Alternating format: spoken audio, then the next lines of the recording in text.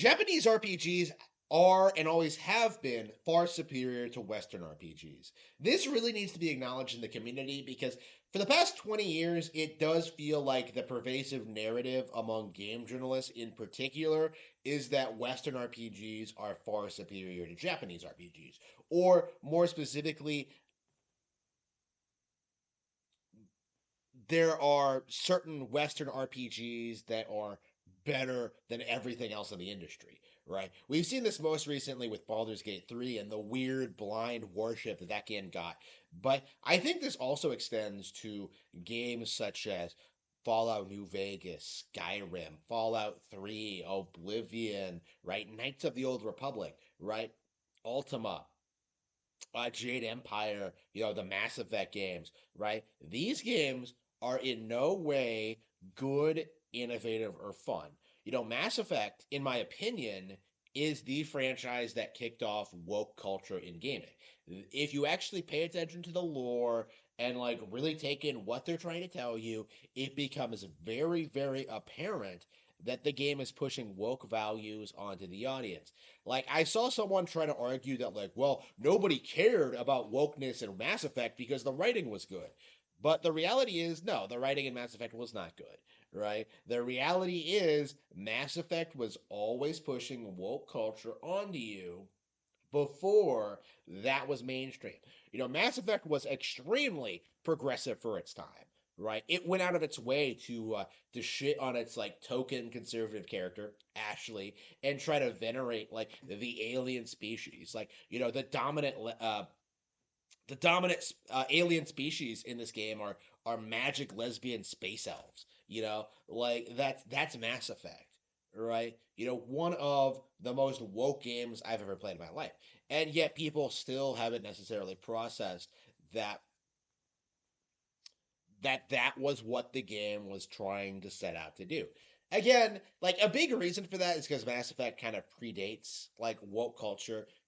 People didn't begin to understand wokeness was an issue until 2014, right? To me, I think after 2014 is when people started noticing things and started pointing things out because Dragon Age Inquisition is something that like game journals tried really hard to make a thing.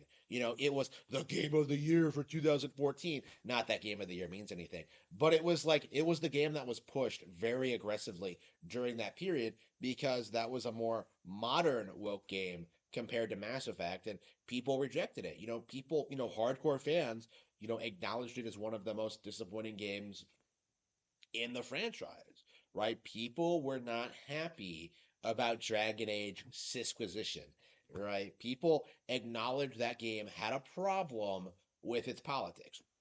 And and now, 10 years later, in most games, people are beginning to notice like these kind of issues. With Baldur's Gate 3, for some reason, there's this very dedicated group of people who like try to pretend it's not woke. I think the cope is that like, oh, you have dialogue options, so you don't have to choose the woke option if you don't want to. Yeah, and those lead you down an evil path. Okay? Like again, the social conditioning is a very real thing in Baldur's Gate 3. And yet nobody wants to acknowledge it because that would be acknowledging that D&D is a woke brand and that like D&D isn't worth supporting in general and too many people have sunk too much time into D&D to want to admit that, right? Like, "Oh, I can play D&D however I want." Well, okay, but you can't do that for Baldur's Gate 3, right? Your support and love for Dungeons and Dragons has led Baldur's Gate 3 to being promoted among game journos to the point where like they're legit trying to pass it off as one of the best games of the year, right? When really it wasn't even like a notable release. Honestly. Like to me, um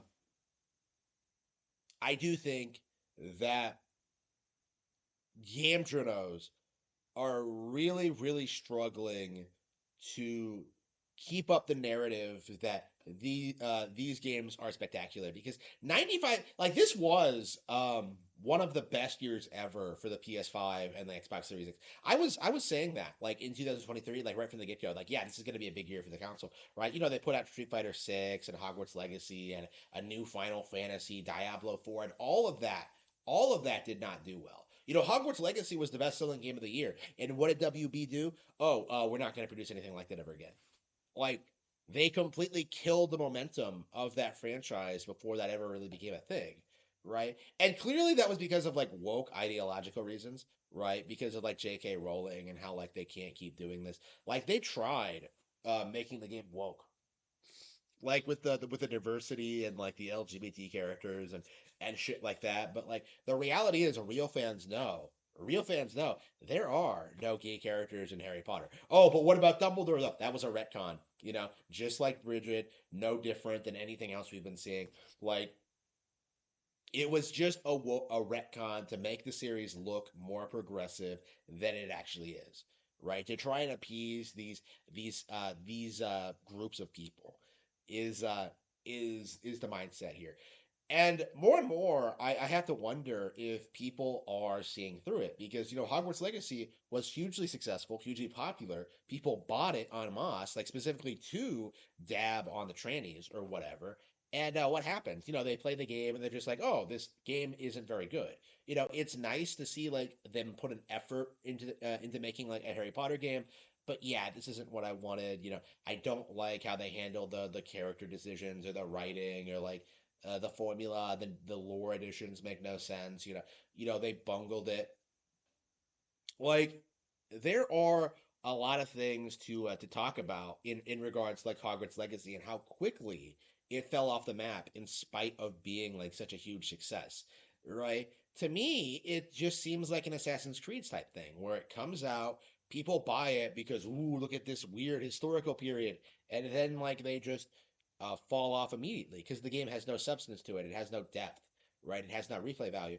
Meanwhile, you play something like Tears of the Kingdom, which is endlessly replayable and it has endless like kind of opportunities for you to innovate and do things, right? The narrative when it comes to Tears of the Kingdom is like, oh, there are too many options. How am I ever going to wrap my head around all like it's crazy like how people will legit throw up their hands and like try to say that like Tears of the Kingdom has too much going on, that it has too much content, that is too many ways to confront enemies, that like nobody's gonna be able to figure all this stuff out. But in reality, like going through Tears of the Kingdom is an absolute blast and one of the most monumental things you'll ever experience in any game ever. Right? Like the reality is gamers need to understand that the games that the game journalists push, the woke games, are not necessarily the best in the industry. That has always been true to a certain extent, but that is becoming more and more blatant with every year.